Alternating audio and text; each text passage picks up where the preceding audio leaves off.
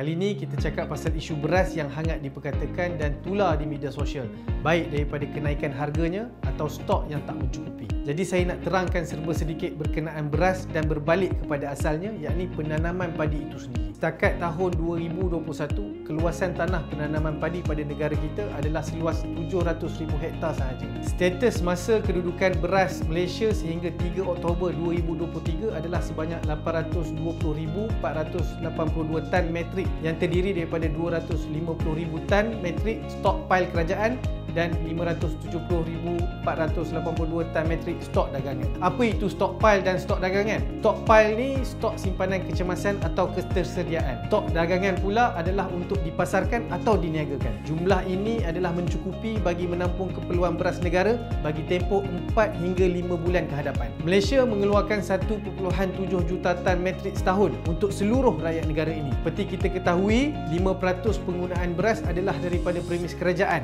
seperti kem tentera, polis, asrama sekolah dan lain-lain. Fakta menarik, rakyat Malaysia makan nasi purata 80 kg setahun dengan penggunaan beras lebih kurang 200,000 tan metrik setiap bulan. Bekalan beras putih tempatan selepas ditolak permintaan oleh industri, pembekal kontrak kerajaan, agihan zakat, keperluan bagi padi benih dan beras istimewa, ketersediaannya yang berada di pasaran adalah sekitar 40% sahaja. Bekalan beras putih tempatan ni mencukupi sebab majoriti rakyat memilih untuk membeli beras putih import, sama ada bagi kegunaan sendiri ataupun untuk berniaga disebabkan perbezaan harga yang kecil. Isu yang melanda negara pada ketika ini adalah disebabkan kenaikan harga beras putih import, ekoran kenaikan harga beras global. Sebanyak 19 negara telah membataskan ekspor ke luar negara untuk memberi keutamaan kepada rakyat mereka sendiri. Bukan itu saja, harga beras putih global mencatat peningkatan sebanyak 63% dalam setahun, iaitu daripada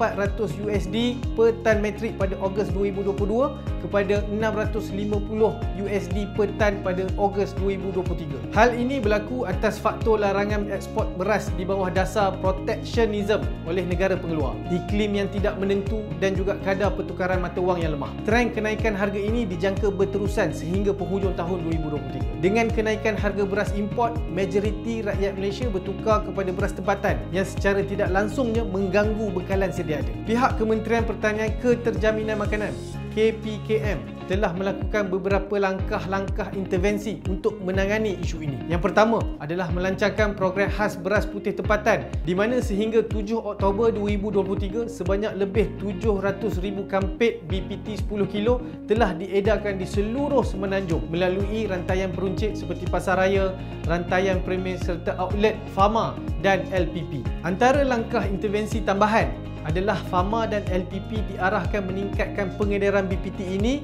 ke kawasan pinggir bandar dan luar bandar termasuk kedai-kedai runcit. Yang kedua adalah semua perolehan pembekalan beras putih tempatan di bawah kontrak kerajaan akan menggunakan beras putih import. Ketiga, task force khas ditubuhkan bagi melancarkan operasi bersepadu melibatkan pelbagai agensi meliputi KPB, KPKM, Kastam Diraja Malaysia, Penguatkuasaan Kementerian Perdagangan Dalam Negeri dan Kos Sara Hidup dan Jabatan Perkhidmatan Kuarantin dan Pemeriksaan Malaysia ataupun MAKIS. Dan yang keempat, pemberian subsidi sebanyak RM950 per tan metrik beras putih import kepada Sabah, Labuan dan Sarawak. Menteri Besar Perak Yang Amat Berhormat Datuk Seri Syahrani Mohamad melalui Pelan Tindakan Sekuriti Makanan di bawah Pelan Perak Sejahtera 2030 juga telah memperuntukkan RM2 juta untuk lebih 342 orang pesawah padi di negeri ini. Buat masa ni, insya-Allah ketersediaan stok beras di negara kita masih mencukupi. Gunakan dengan cermat, berbelanja dengan hemat. Stay tune untuk episod yang seterusnya.